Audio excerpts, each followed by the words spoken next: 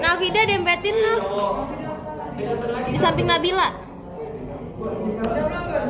Ikonnya nggak kelihatan. Oh Ikon. Ya dah. Apa pas? Boleh masuk nggak?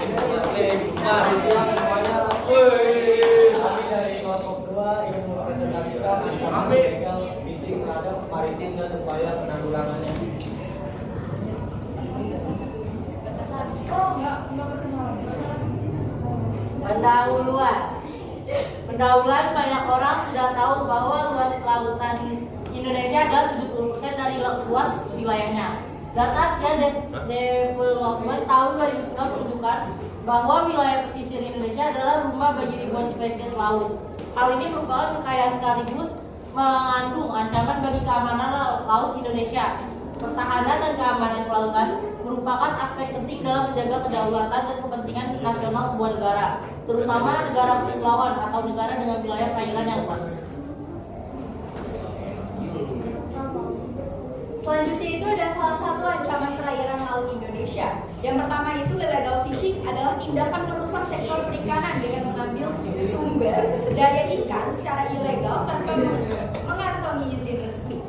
Lalu selanjutnya, lanjutan dari si illegal fishing ini biasanya dilaksanakan oleh para pemilik kapal ikan asing yang memasuki perairan di Indonesia.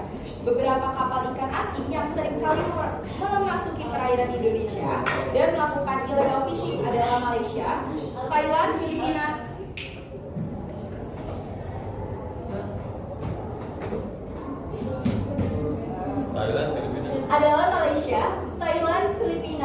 Vietnam dan juga Cina.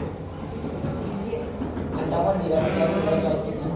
1. Perusahaan habitat ilegal fishing dengan menggunakan alat tangkap yang tidak sesuai seperti burung ikan atau jaring yang tidak selektif dapat merusak terumbu karang pada lamun dan ekosistem laut lainnya. 2. Penurunan populasi ikan. Kegiatan ilegal fishing dapat menyebabkan penurunan populasi ikan secara drastis sehingga mengancam keberlanjutan industri perikanan dan mata pencarian layar hingga gangguan keseimbangan ekosistem. Penangkapan ikan yang berlebih dapat memicu masalah ekologi seperti berubahnya ekosistem, berkurangnya keanekaragaman hayati, dan munculnya spesies invasif.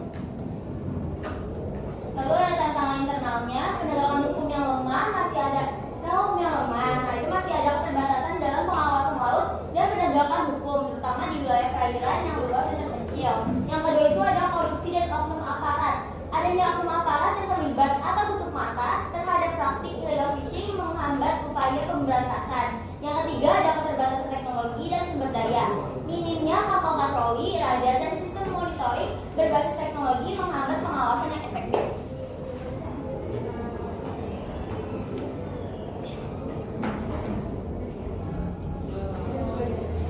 Seterusnya ada tantangan eksternal. Yang pertama, masuknya kapal asing secara ilegal. Kapal dari negara lain sering masuk ke perairan Indonesia tanpa izin untuk menangkap ikan secara ilegal. Yang kedua, konflik kepentingan antar negara. Terdapat konflik perbatasan maritim atau perbedaan interpretasi wilayah laut yang menimbulkan gesekan diplomatik. Yang ketiga, pasar global yang menerima hasil ikan ilegal. Hasil illegal fishing sering diserap pasar internasional karena lemahnya pengawasan rantai pasar global.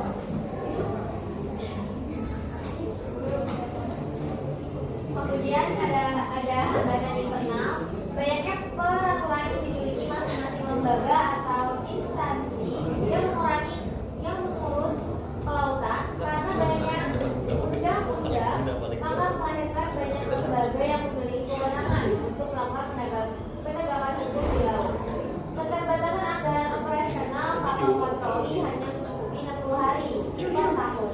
Pemerintah perlu menambah alokasi dana bahan bakar agar pengawasan laut dapat berjalan optimal. Tanpa peningkatan anggaran, si pengawasan maritim tidak akan efektif. Lalu ada hambatan eksternal, kurangnya pengawasan yang efektif oleh aparat penegak hukum, baik karena luasnya perairan, terbatasnya sarana dan prasarana, maupun lemahnya tindakan hukum, mempermudah pelaku illegal fishing untuk melanggar aturan. Beberapa negara tetangga Indonesia mengalami kesulitan dalam mengelola sumber daya perikanan di wilayah mereka, seperti habisnya fishing ground dan moratorium penangkapan ikan.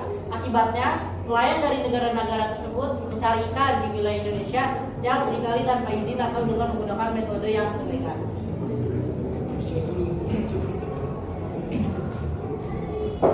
Kasus illegal fishing Jakarta 2012. Kementerian Kelautan dan Perikanan KKP berhasil mengamankan 240 kapal pencuri ikan yang terlibat dalam praktik illegal fishing di wilayah pengelolaan perikanan negara Republik Indonesia (PNRI) sepanjang tahun 2020.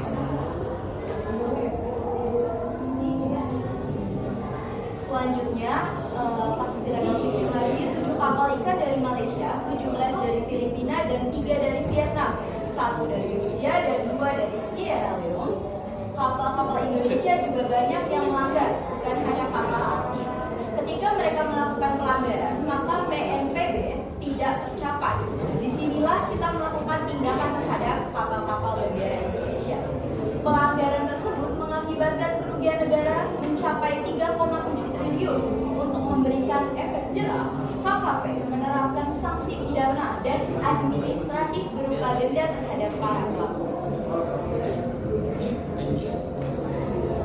Selanjutnya ada kasus illegal fishing pada 1 Maret tahun 2024 pukul 9.30 waktu Indonesia Timur.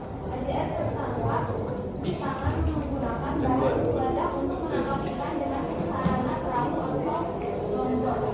Dalam pemeriksaan ditemukan barang bukti berupa 4 potong ikan, korek api, obat membakar, bahan selat, dan berbagai jenis ikan yang diduga hasil penangkapan dengan bahan peledak.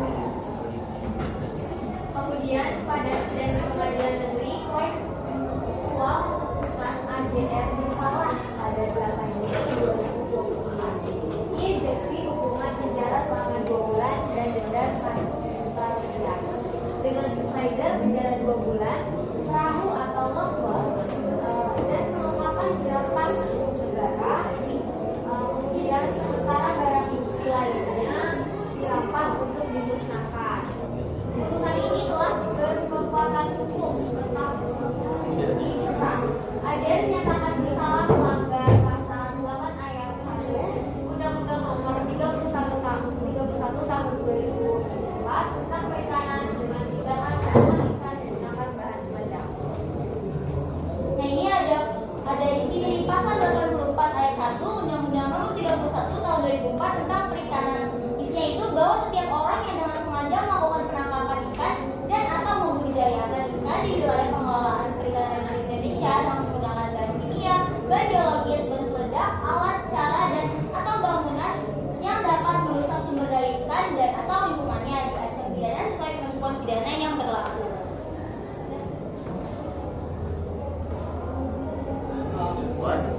Ada solusi dan upaya strategis. 1. Penerapan sanksi penjara dan denda setiap orang yang melakukan pengangkutan atau penangkapan ikan tanpa dilengkapi dengan surat izin. Diancam 5 sampai 7 tahun penjara dengan denda sebesar 1, miliar hingga 20 miliar. Yang kedua, memperkuat penjagaan di perairan yang berbatasan dengan negara lain.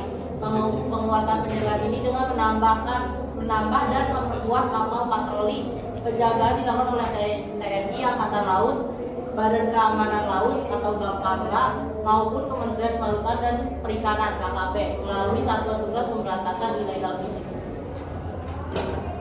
Selanjutnya, solusi dan upaya strategis yang ketiga, menenggelamkan kapal yang tertangkap mencuri ikan. Penenggelaman kapal ini merupakan bentuk tindakan khusus yang dapat dilakukan oleh kapal pengawas perikanan di Indonesia. Kesimpulan, Indonesia sebagai negara kepulauan masih kesulitan menjalankan penegakan hukum di laut karena beberapa masalah.